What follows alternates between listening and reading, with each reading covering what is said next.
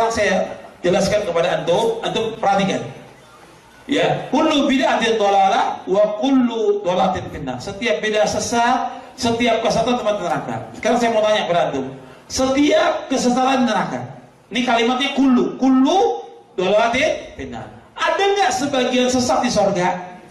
Dari pernyataan Ustadz Yazid Jawas bisa kita menerka dan kita pahami bahwa Ustadz Yazid Jawas ini belum paham ilmu balaghah. Maka berikut ini bantahan kami santri Ahlus Sunnah wal Jamaah yang insya Allah akan membuat Wahabi bertaubat insya Allah. Tapi kami mohon ditonton dengan lengkap agar tidak salah paham.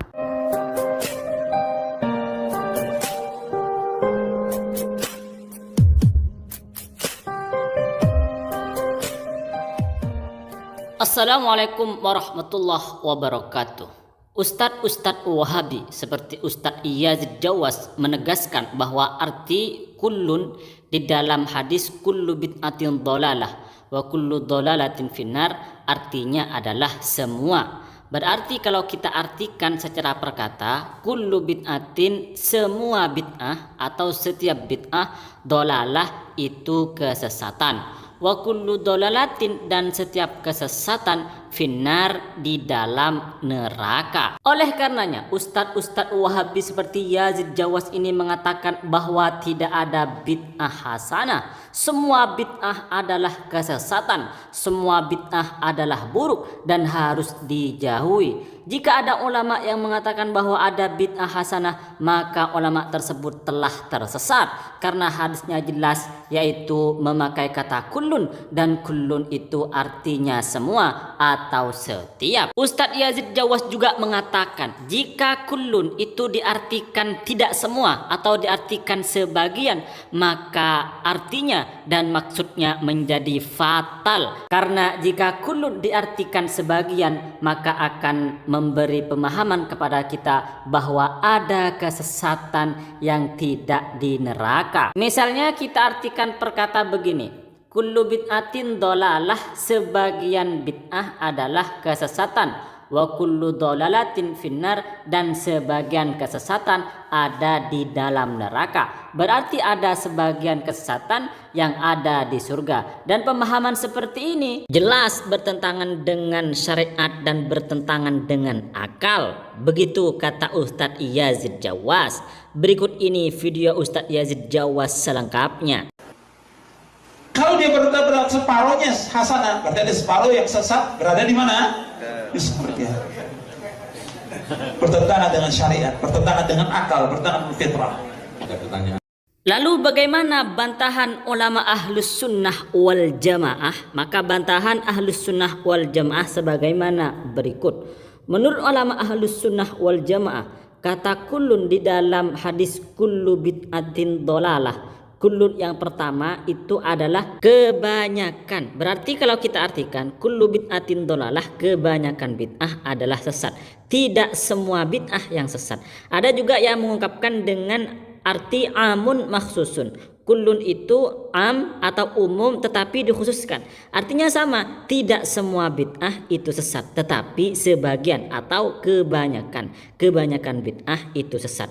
Kenapa di sini oleh para ulama diartikan tidak semua, diartikan hanya sebagian? Karena ada hadis lain yang menjelaskan bahwa ternyata ada bid'ah, ada suatu yang baru, tetapi tidak digolongkan kepada suatu yang sesat. Misalnya ucapan Sayyidina Umar, nikmatil bid'ah hadihi, dan hadis man sanna sunnatan hasanatan au kama qol ya, dan lain sebagainya. Oleh karenanya kullu bid'atin dhalalah, arti kullun di dalam hadis ini tidak diartikan semua atau tidak diartikan setiap, tetapi diartikan sebagian. Lalu bagaimana dengan wa kullu dhalalatin finnar? Kalau kita artikan tidak semua kesesatan di neraka, ini kan fatal.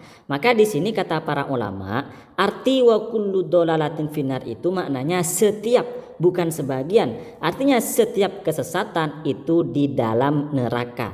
Jadi bukan sebagian kesesatan. Kenapa kok diartikan semua? Karena tidak ada dalil atau tidak ada hadis yang mengkhususkan atau hadis yang membelokkan dari arti setiap ke sebagian. Maka kalau kita artikan secara lengkap maka begini, kullu bid'atin dolalah, sebagian atau kebanyakan bid'ah itu kesesatan, wa kullu dolalatin finnar, dan setiap kesesatan adalah di neraka.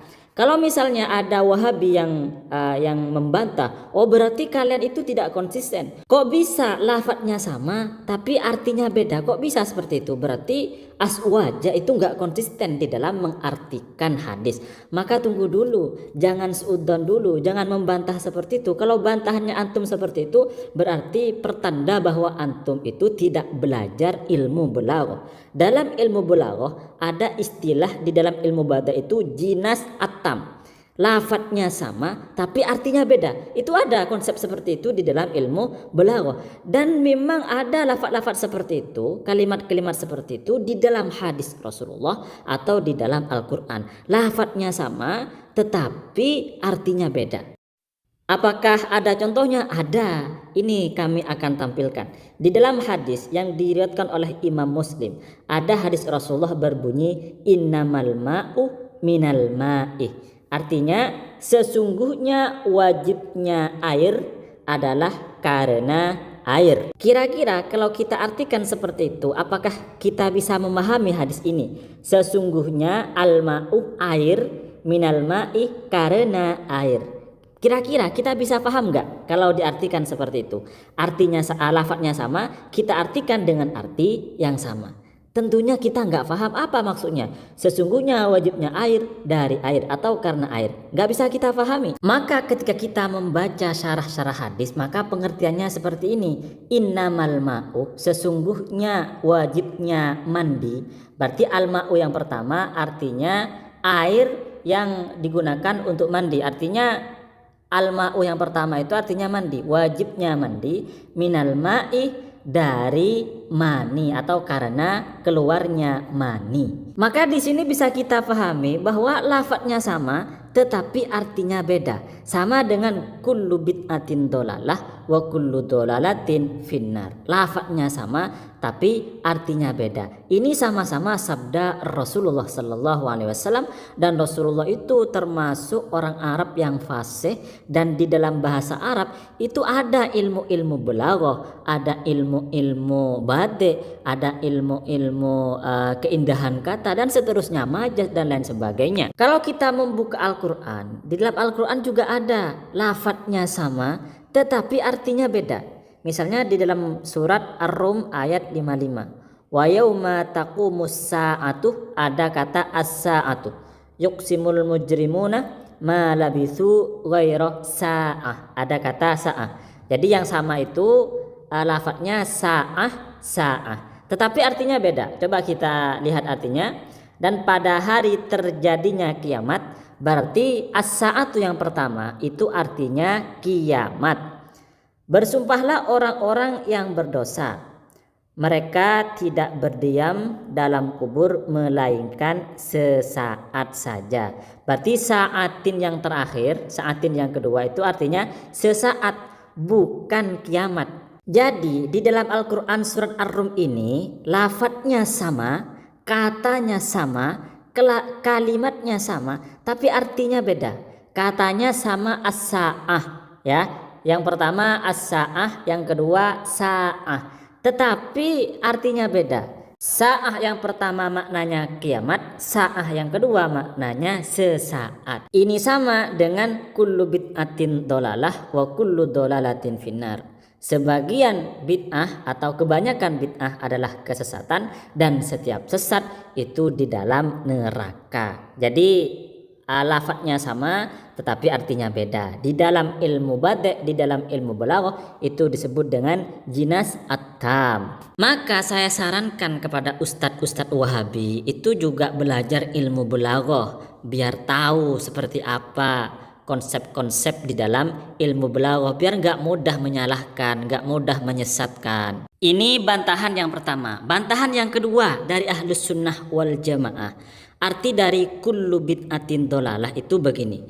Setiap bid'ah yang buruk atau setiap bid'ah bid'ah yang bertentangan dengan Al-Quran dan hadis dolalatun, maka kesesatan. Wa kullu dolalatin finnar, dan setiap kesesatan itu ada di dalam neraka. Berarti di sini arti kullun itu semuanya bermakna semua, bermakna setiap. Kullun yang pertama bermakna setiap atau bermakna semua. Kullun yang kedua juga bermakna semua atau bermakna setiap. Tetapi yang dimaksud bid'ah di sini adalah bid'ah sayyi'ah atau bid'ah yang bertentangan dengan Al-Quran dan hadis Rasulullah Sallallahu Alaihi Wasallam. Maka kalau kita artikan, maka pengertiannya begini: kullu bid'atin, setiap bid'ah yang buruk atau setiap bid'ah yang bertentangan dengan Al-Quran dan hadis, dolalatun, itu kesesatan atau itu sesat. Di sini membuang sifat. Jadi sifatnya bid'atin itu dibuang. Kalau kita jelaskan maka begini: kullu bid'atin sayyi'atin, setiap bid'ah yang buruk, dolalatun, itu adalah kesesatan. Kenapa kok diartikan seperti itu? Karena banyak hadis atau banyak dalil yang menjelaskan bahwa ada bid'ah-bid'ah yang tidak termasuk di dalam kesesatan. Sebagaimana yang saya jelaskan tadi di dalam hadisnya Sayyidina Umar, di dalam hadis man sanna sunnatan dan lain sebagainya. Oleh karenanya menurut para ulama di dalam lafaz bid'atin di sini membuang sifat, membuang sifat. Apakah boleh membuang sifat? Boleh. Di dalam Al-Quran juga ada yang membuang sifat. Contoh, di dalam surat Al-Kahfi ketika menjelaskan tentang cerita atau kisah Nabi Khidir, di dalam Al-Quran itu ada seperti ini: wa kana wara'ahum malikun ya'khudhu kulla safinatin wasba. Di belakang mereka ada raja yang akan merampas semua kapal. Kulla safinatin, semua kapal atau setiap kapal. Wasba, dengan paksa. Di sini jelas sekali menggunakan kulla safinatin, setiap kapal. Kulla safinatin maknanya setiap kapal. Tetapi pada kenyataannya yang diambil oleh raja itu, yang dirampas oleh raja itu bukan semua kapal, tetapi yang dirampas adalah kapal yang baik-baik. Oleh karenanya oleh Nabi Khidir, kapal-kapalnya orang nelayan, orang-orang yang miskin itu dilobangi biar jelek-jelek, biar buruk-buruk, sehingga kapalnya tidak dirampas oleh raja. Maka dari sini bisa kita pahami bahwa kata safinatin yang bermakna kapal itu adalah ada sifat yang dibuang, berarti si kapal yang bagus. Berarti kalau kita artikan wa kana wara'ahum, dan di belakang mereka ada malikun, raja, ya'khudhu, yang mengambil kulla safinatin, setiap kapal yang bagus. Nah, seperti itu pengertiannya. Sekian dari kami admin Najat Ngaji mengucapkan terima kasih banyak atas supportnya kepada sahabat-sahabat sekalian. Assalamualaikum warahmatullahi wabarakatuh.